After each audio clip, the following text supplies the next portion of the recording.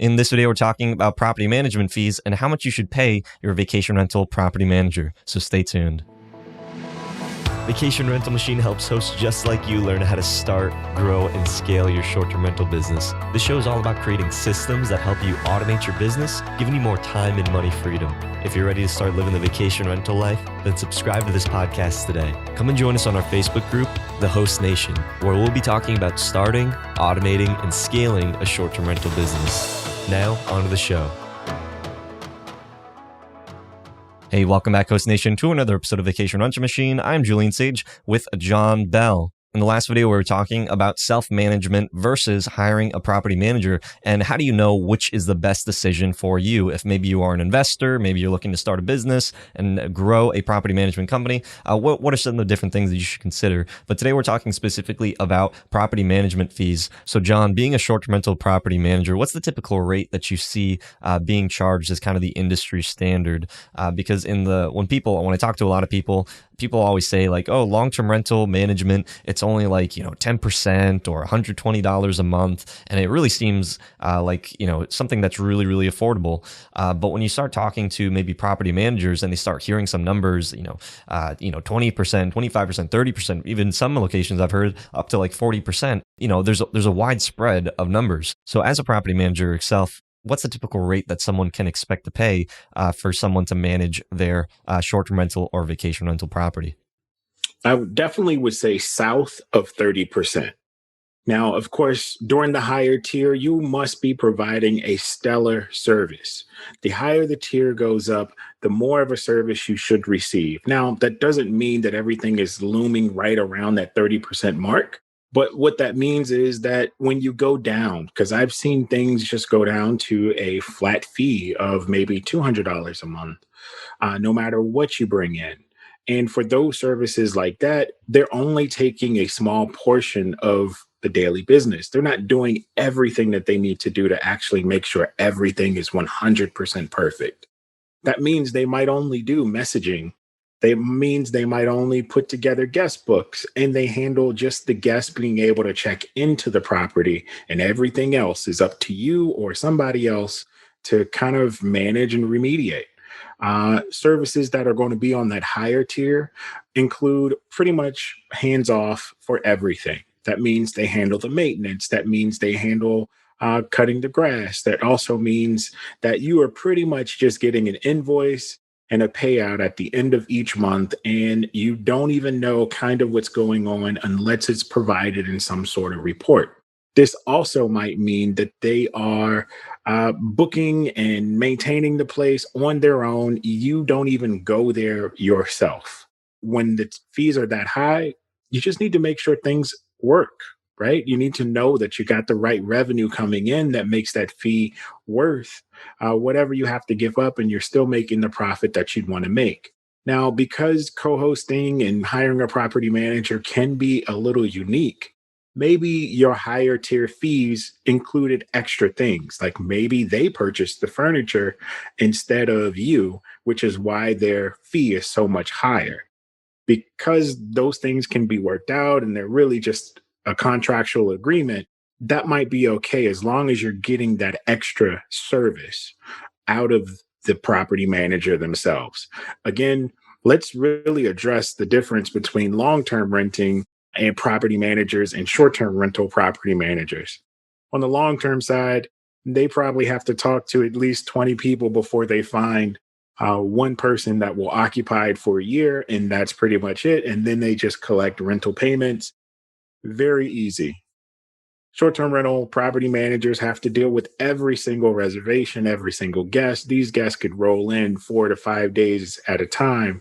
They have to handle the cleaners. They have to handle just when stuff breaks. They got to get it done quickly. They have to worry about all the guest messaging and making sure that things are tweaked and updated, and they have to go get supplies.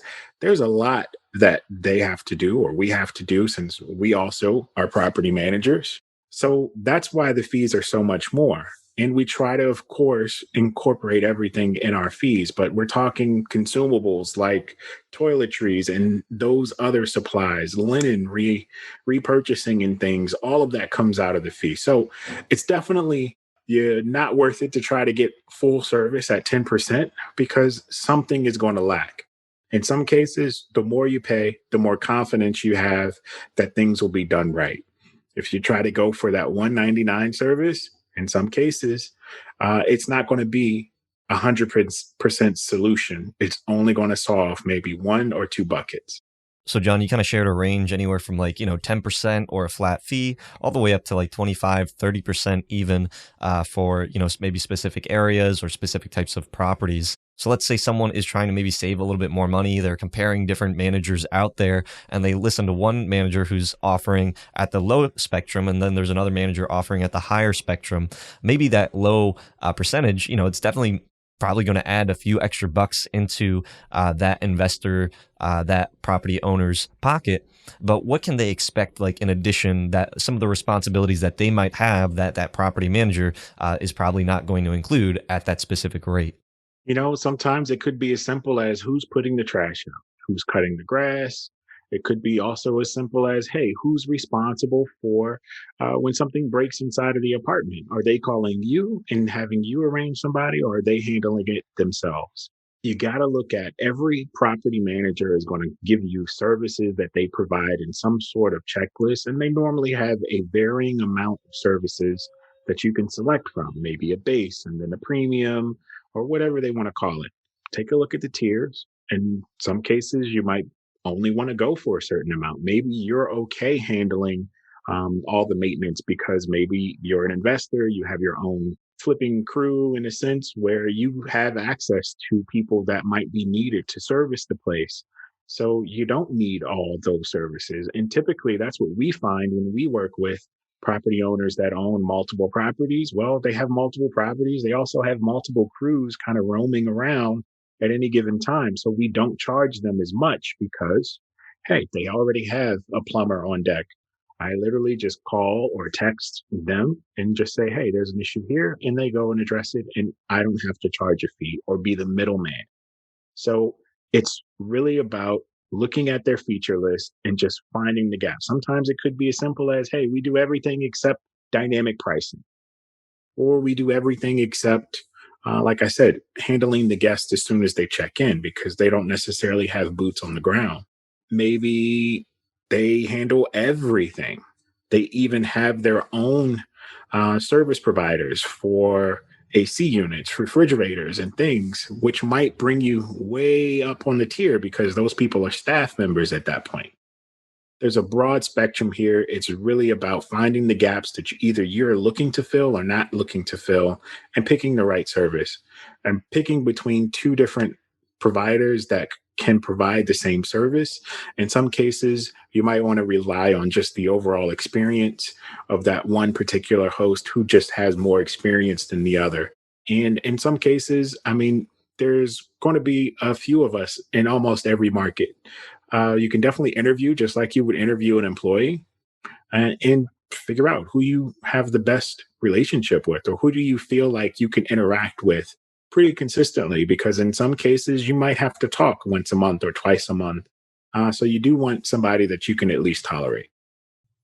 Yeah, I think you brought up a really good point, John, in that this is really, some people look at this as very transactional and they are just looking to, try to maximize their revenue. They want the cheapest, they want the most affordable, the most in their pocket. Maybe they don't necessarily even care so much about the guests or the property or a guest experience. They're just looking to be able to try to really juice as much out of that property that they can. And there's probably some property managers out there that are willing to work with that. Maybe they don't care as much about their reviews. They know that their reviews are probably going to get impacted, and they're really just trying to go for massive volume, which is why their management fee is typically going to be lowered because it's a numbers game to them. The more properties that they have, there's a churn rate, and then that's typically how it works. While you might find a property manager that looks at this more like a partnership and they have a specific type of brand and a specific type of style of property owner that they want to work with. So when you're going to them, they're probably going to be interviewing you just as much as you're going to be interviewing them, because they want to make sure that you are a good fit for their company. And if your property doesn't fit within their portfolio, because maybe they realize like, hey, it doesn't sound like I can be a good fit for you because, it sounds like, maybe there are some better options out there, just based off of some of the things that you might be saying. Maybe you're just, like we said, you're trying to just get as much money as possible. You don't really want to put in the nicest material in your property. It's more transactional. Then you might be catered towards that lower percentage tier, and there's probably going to be someone out there. But if you are looking for more of a longer term partnership, someone that really cares about your property, maybe they offer certain things, they their reputation with their guests, they really care about that experience, then you're going to be paying that higher premium, because there's a lot more work involved in that, rather than someone that is just trying to really another number kind of in their system, and it's really just a numbers game. So these are some of the different things that you have to look at when you are analyzing a potential property manager for your unit. So if you are looking for a property manager, definitely interviewing and being able to find the right partner is very important. You might be getting into a contract with a manager for a year-long term. Some property managers might just do month to month. So it really is important, though, to be able to identify and find that right fit for you and your property. So what we're actually going to do is we're going to include a link down below. If you are looking for a property manager, this will be a questionnaire that you can use. That way you can start asking the appropriate questions to find out if this property manager is probably the best fit for you and your property. Again, you can click the link below to download that questionnaire that you can start using when you are interviewing property managers. So question of the day, where is your property located? We'd love to be able to hear down in the comments section down below. Until next time, Host Nation, keep on hosting. Hey, Host Nation, would you like to work directly with Julian and I to help you start and scale your own short-term rental business? Go to shorttermsage.com/coaching to attend our step-by-step training and learn how we can work together. Looking forward to talking to you soon. Hope you hosts found value in this episode. If you did, please go on over to iTunes and leave us a review, as that would greatly support the show. If you'd like to connect with John, the community, and I, then go on over to our Facebook group, The Host Nation. Talk to you hosts in the next episode. Keep on hosting.